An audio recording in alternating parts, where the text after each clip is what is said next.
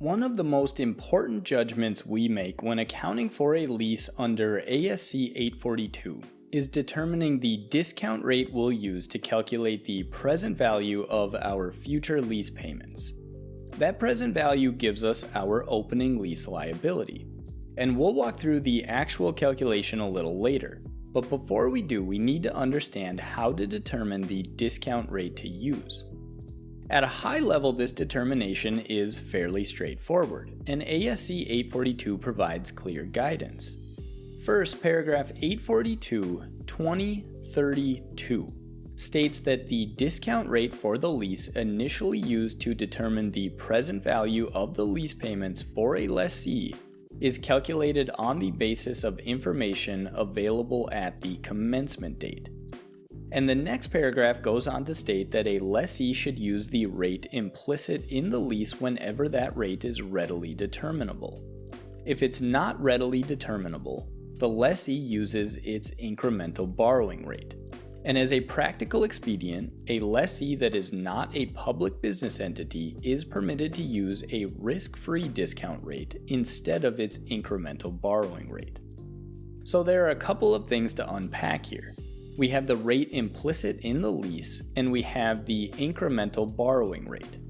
FASB requires us to use the rate implicit in the lease if it's known, so let's start there.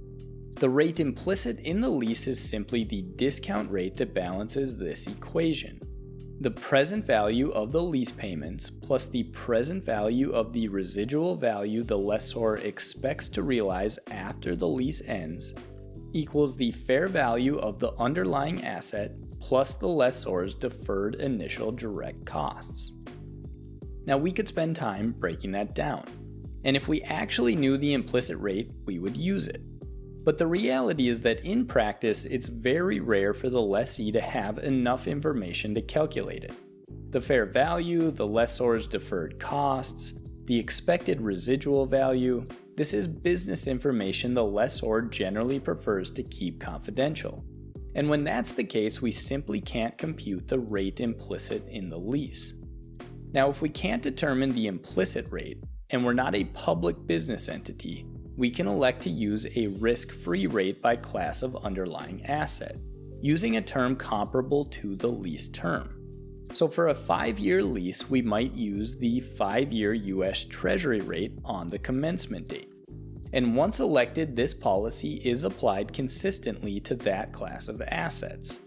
But if we're a public business entity, or if we choose not to elect the practical expedient, then we need to determine our incremental borrowing rate. So what exactly is our incremental borrowing rate? In theory, it's simple, but in practice, it can be a bit more involved.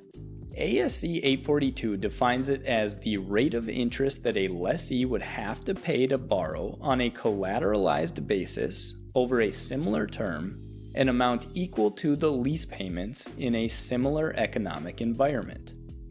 The first thing you'll notice is that this is not a one-size-fits-all calculation.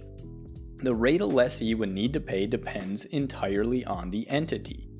A small startup that's not yet profitable will have much higher borrowing costs than a large, stable company with a strong credit history.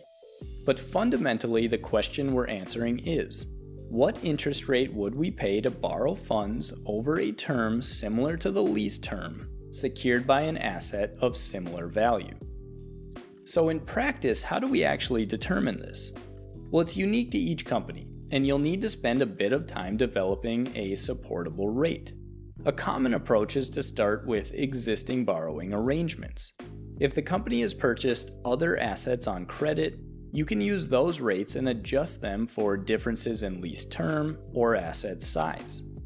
If you have a good relationship with your banker, you could simply ask.